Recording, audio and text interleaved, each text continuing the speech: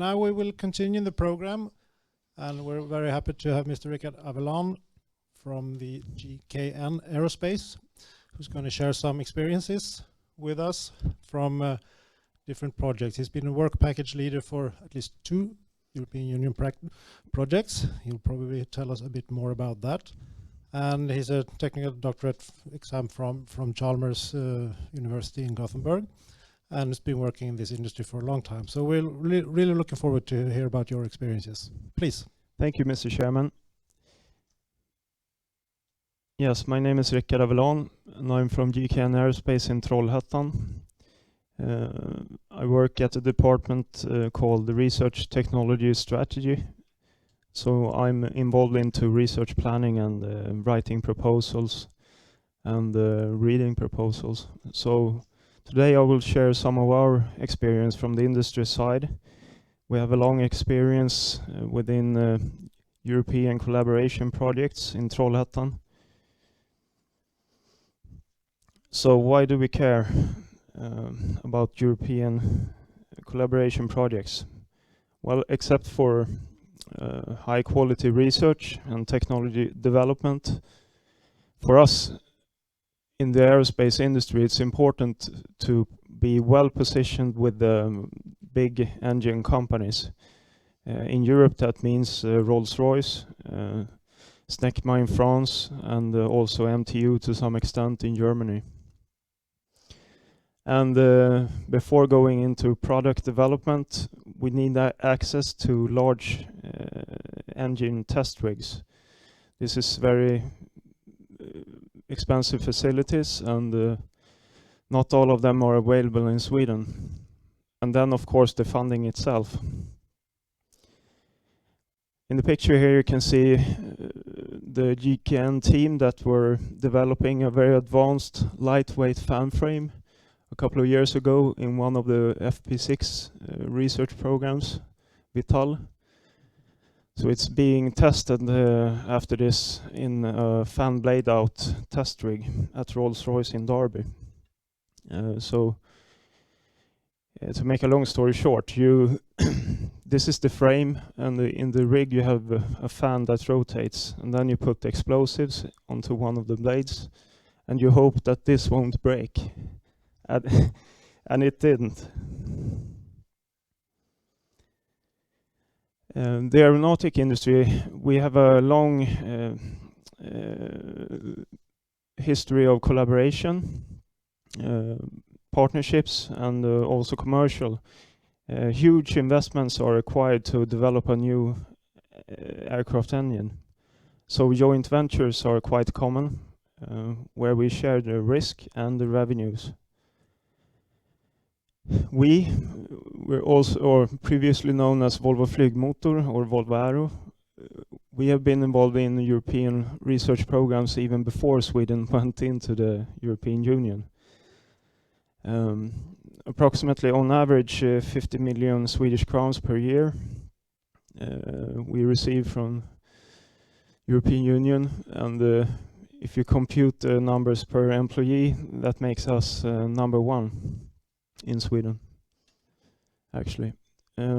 Then we are also a part of the Advisory Council for Aeronautical Research in Europe, and I will come back to that later. That's a very important advisory body for writing the strategic research agendas for aeronautics, and we are a part of that. Also the industry network groups IMG4 and EIMG. There are different constellations for us to have the chance to contribute to these strategic research agendas and to propose new research. So the takeaway from this picture is to find the right groups and become involved. That's very important.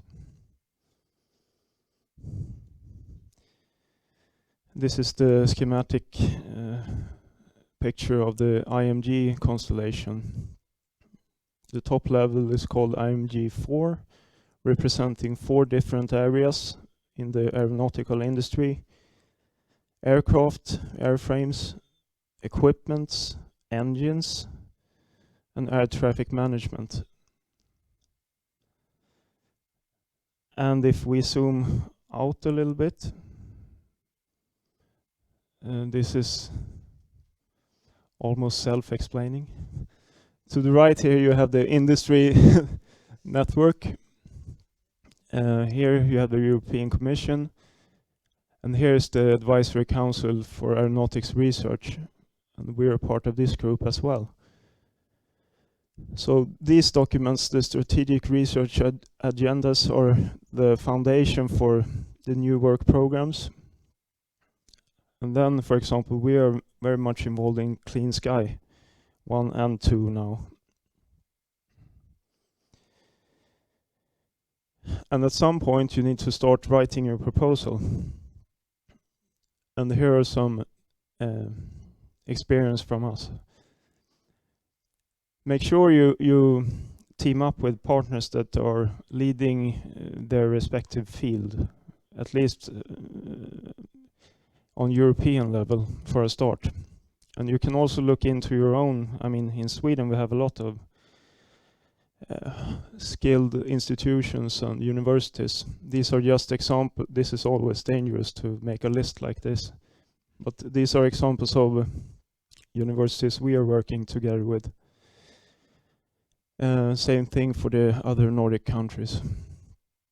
And focus on writing a good proposal. Agree on the budget split early with your partners, so you don't have to argue about money. And we have heard this before by Dr. Klimke. This is very important. This is your chance to convince the reviewers that you know what you're doing, and so they can follow up on the project progress later on. You try to break down the overall objectives down to each small work package. What do you do in your project, and how does that contribute to the overall level improvement? Impact excellence.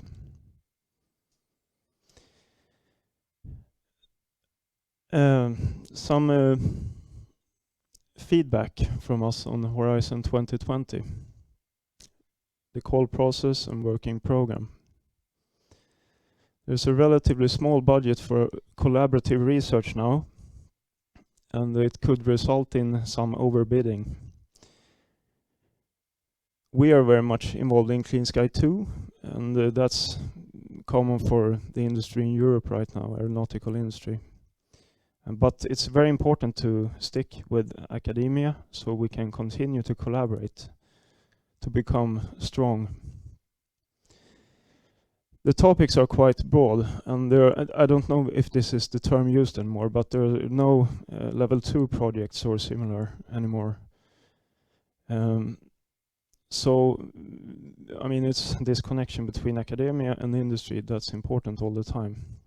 The two-stage process is very good, but from the industry we would like to see some more specific details in the calls sometimes.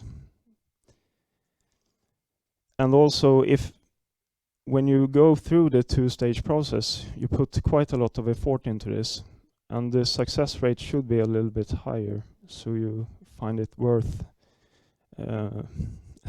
struggling or writing all these proposals. But in general, it's good. And also, I brought one example. It started last month. It's a project called Ultimate. It's coordinated by Chalmers University, Professor Thomas Grönstedt, initiated by GKN. A 3-year project with a very strong consortium. This is some of the top universities and institutions in Europe. I will show you a better picture of the consortium. Some 3 million euros in budget.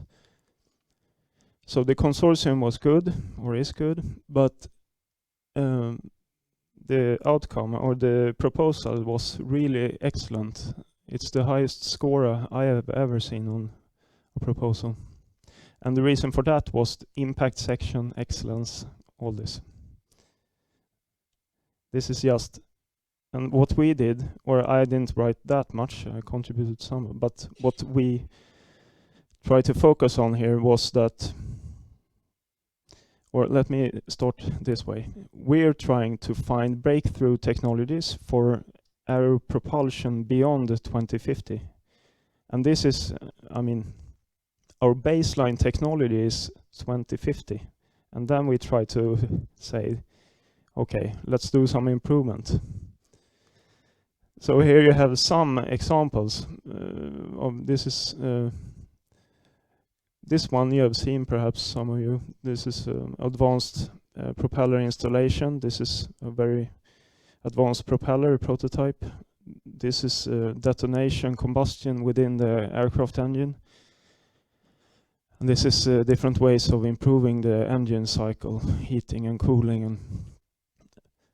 But then we try to explain what is the contribution from Ultimate project in terms of carbon dioxide, emissions of nitrogen oxide, noise. And we try to break down the strategic research agenda targets all the way down to propulsion and power, and this is just the top level description.